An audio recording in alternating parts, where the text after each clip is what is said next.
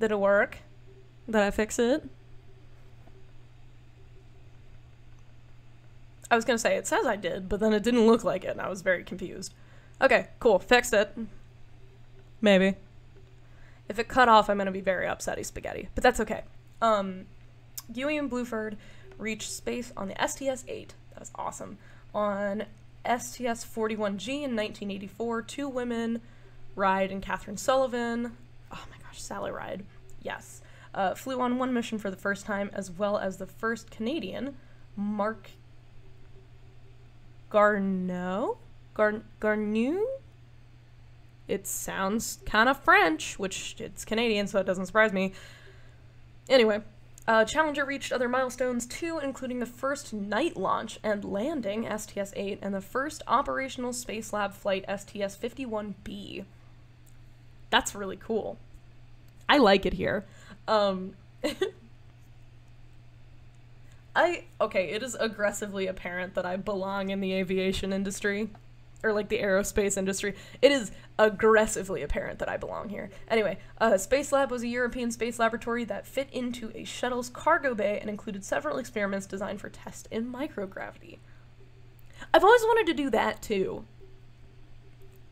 Like I wanna do like lab things that require either zero gravity or like a perfect vacuum or things like that. I've always wanted to do that. It flew on Columbia STS-9 for the first time, but Challenger's mission is considered the first working one. We love to see it. Nice. Oh, George Nelson. Some of the Challenger's most memorable moments took place on April 1984 on STS-41C. Oh, this mission featured the very first astronaut repair of a satellite. That's what I said. That's what I want to do. That's me in the future. I'm doing it. No one can stop me. The best part about this plan, no one can stop me. Anyway, no one can stop me. I'm all the way up, preferably above the Kármán line. Let's go. Jesus. If it's not obvious, I'm in a very quirky mood today, and I haven't taken my meds, so we're doing great. We're doing great. To get the non-functional solar maximum mission, SMM satellite, yes, I read that correctly, astronaut George Nelson strapped himself into the manned maneuvering unit, which was a jet-powered backpack designed for astronauts to fly in space. It had been tested on only one mission before this one. Damn, that guy is ballsy. Only had one test?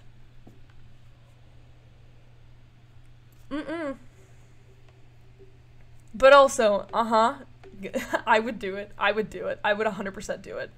In the words of Markiplier, if they needed volunteers to go into space and there was no chance that you would return, I would be there so fast. I would be front of the line. Like, no hesitation.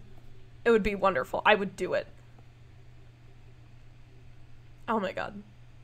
You know what? I think a cool way to die would be being, like, yeeted into a black hole, because I think having spaghettification written on my tombstone as cause of death would be, like, pretty funny. Because that is the scientific term for it. When you get thrown into a black hole, you get stretched out into, like, itty-bitty little particles, and you get stretched out, and they call it spaghettification. It's like an entire bowl of noodles with, it's like an entire pasta bowl, but with one noodle. It's great. They call it spaghettification. I love it. I'm never gonna shut up about it. It's too funny. I love science. Oh my god, I love it here. It is so... I'm just expecting everyone who's watching this video to be sitting there laughing at me going, haha, nerd, fucking nerd. Yeah, I am. You're right. I'm not gonna tell you you're wrong. You're not. Anyway. The crew maneuvered Challenger until it was only 200 feet from the satellite, according to Life Sciences Data Archive. Then Nelson carefully left the safety of the... Safety? Safety, they say, in air quotes. One of the shuttle and... Of the shuttle, Jesus, and flew over to the satellite. That's so cool. I want to do that. That sounds so much fun. Okay, anyway, a fixture on the front of his backpack let Nelson dock with the satellite, which was slowly tumbling in space. Okay, well, if it's orbiting the planet, I don't think it's slowly. But I don't actually know if it's in orbit or not. Anyway, according to an article by NASA, we love it. We love to see it. Next, he fired the jets on his backpack to stop the satellite's spin.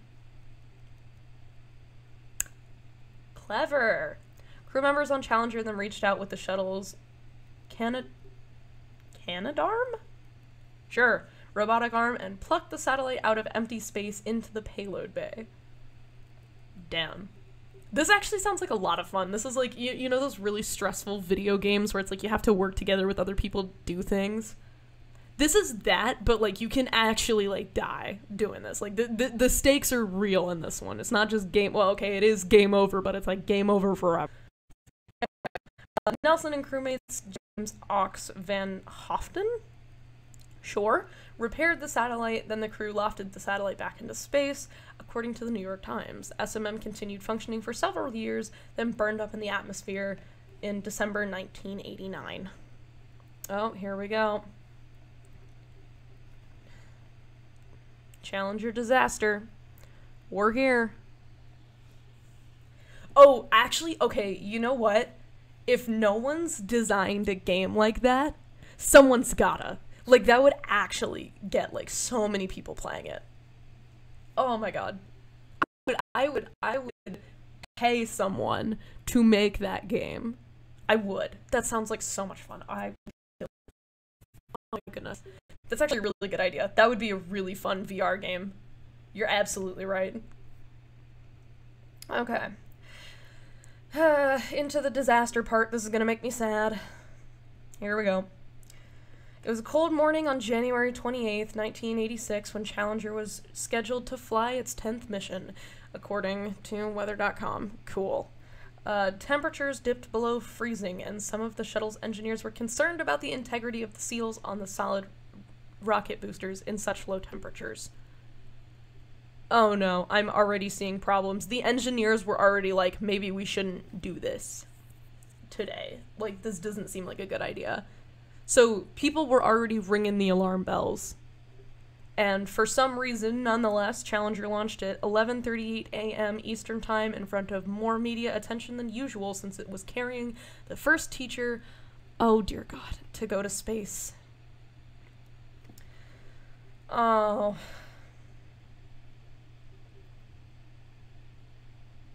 God. That's so hard. Alright, I'm just gonna finish reading it. We'll get there. Christina McAuliffe was planning to give lessons while in orbit. That's what she was planning. That is so upsetting. That would have been, like, so cool. That would have been awesome. But McAuliffe and the rest of the crew members never made it. In full view of television cameras, Challenger broke up 73 seconds after launch. God, that's really hard to hear. And in full view of television cameras. Yeah, exactly. Like, that's... This right here... Oh, it highlighted all of it. Hold on. No, why does it keep doing that? I hate it here. Okay, this right here, because I'm not messing with it anymore, this right here makes me upset. Anyway, it's like someone finds something that's wrong. Someone sets off the alarm to say, hey, maybe we shouldn't do this, or hey, maybe we should fix this first, or hey, maybe wait a second until we figure this out, actually. And then someone just goes along with it anyway. Or someone says, yeah, sure, we totally did that. Definitely, totally, and they're just lying about it. Someone always ignores the warnings, and then something like this happens. And it's really upsetting, because this whole thing could have been avoided if they were just like, hey, we're not going to do this today because this could, like, kill people. I think it's very evident in the way that I'm talking that this is very upsetting to me. Because people were ringing the alarm bells, for God's sake. People were saying, like, engineers who know what they're talking about. Even though I'm not always on the best of terms with engineers because, you know, maybe the techies and the engineers don't exactly get along. But we can all come together and say, these people know what they were talking about. They said it wasn't a great idea and they should probably wait. And someone didn't listen. Because why? Because ego, probably. That's so upsetting to me. Challenger Final Crew. Mission Commander Francis Scobie, Pilot Michael Smith, Mission Specialist Judith Resnick, Mission Specialist Ronald McNair, another Mission Specialist Ellison Onizuka, Payload Specialist Gregory Jarvis, and Payload Specialist and Teacher Christina McAuliffe. God.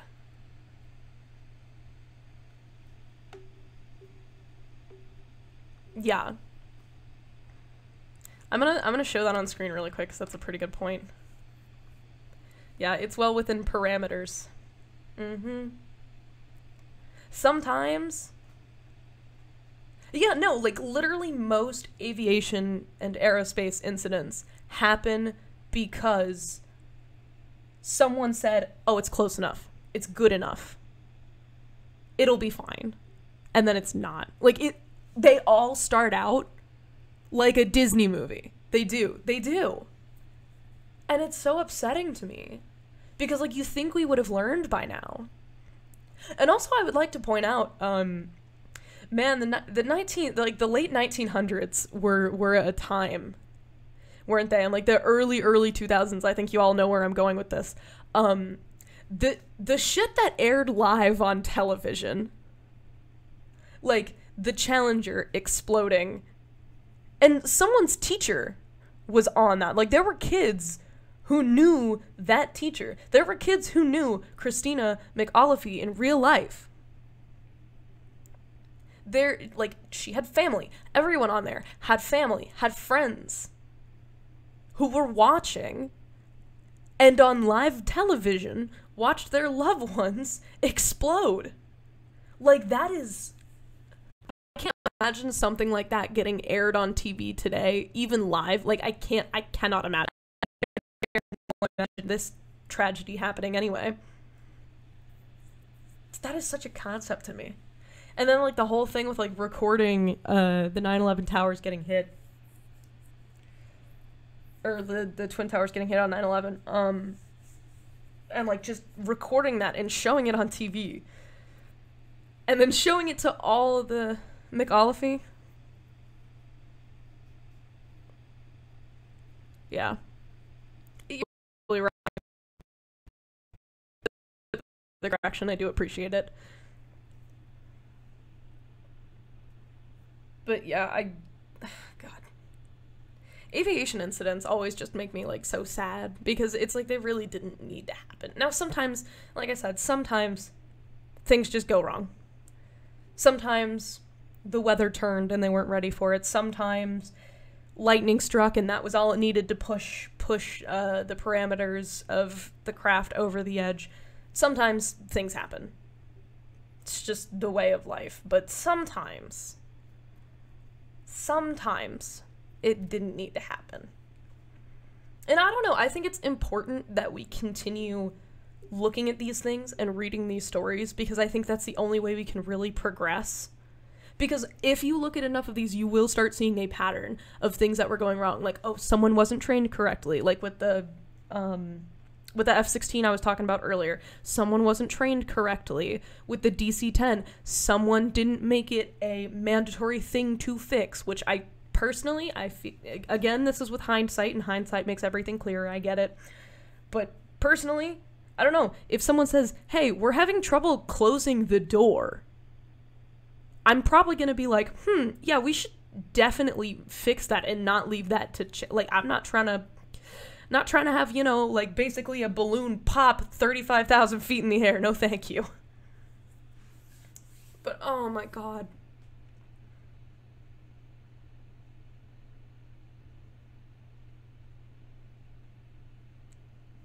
Christina McAuliffe.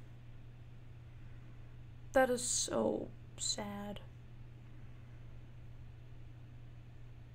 I can't stop thinking about the fact that, like, it said she was gonna teach lessons while in orbit, and that is just, that's so cool. That would have been so cool. God, that's so upsetting. Alright, I got a little bit more to read. Ooh. Oh, hey!